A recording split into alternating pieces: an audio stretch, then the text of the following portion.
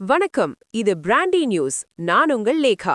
இந்திய பாதுகாப்பிற்கு விண்ணில் கண்கள் போல செயல்படுற மூன்கள் மிக முக்கியமான செயற்கைக்கோள்கள் இப்போ செயலிழந்து போயிருக்கு. கடந்த 12 மாசத்துல நடந்த 6 லான்ச் மிஷன்கள்ல சில ராக்கெட் கோளாறுகளால இந்த இழப்பு ஏற்பட்டிருக்கு.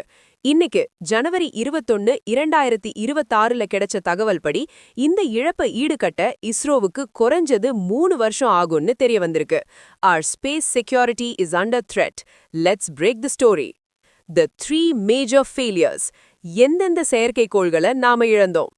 EOS-09 மற்றும் EOS-N1 கடந்த மே 2025 மற்றும் இந்த மாசம் ஜனவரி 2026ல நடந்த PSLV-C61 மற்றும் PSLV-C62 மிஷன்கள்ல ராக்கெட்டோட 3வது ஸ்டேஜ்ல PS3 ஸ்டேஜ்ல ஏற்பட்ட கோளாறு காரணமா எல்லை பாதுகாப்பிற்கு உதவக்கூடிய மிக முக்கியமான உளவு செயற்கைக்கோள்களை நாம இழந்துட்டோம்.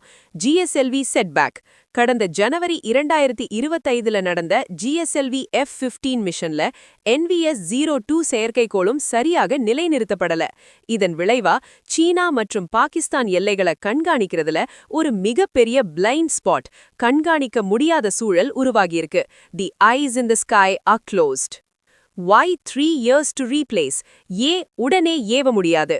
Complex tech. ஒவ்வொரு செயற்கைக்கோளும் தனித்துவமான தொழில்நுட்பத்துல உருவாக்கப்பட்டது. இதுக்கு தேவையான 50% உதிரிப்பாகங்களை வெளிநாடுகளிலிருந்து தான் இறக்குமதி செய்ய வேண்டியிருக்கு. Grounding rockets.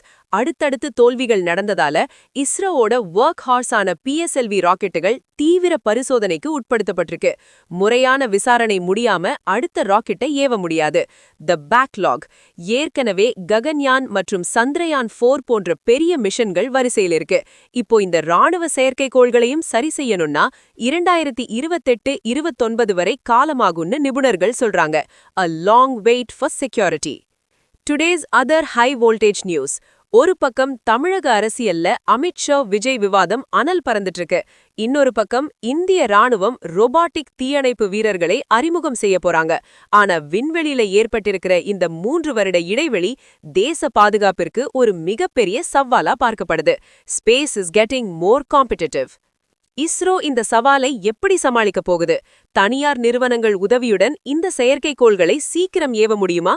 ஒவ்வொரு ஸ்பேஸ் மற்றும் டிஃபென்ஸ் அப்டேட்டையும் மின்னல் வேகத்துல தெரிஞ்சுக்க எங்களோட ஸ்டே டியூன்ட். உண்மைய லவுடா சொல்வோம், குவிக்கா சொல்வோம்.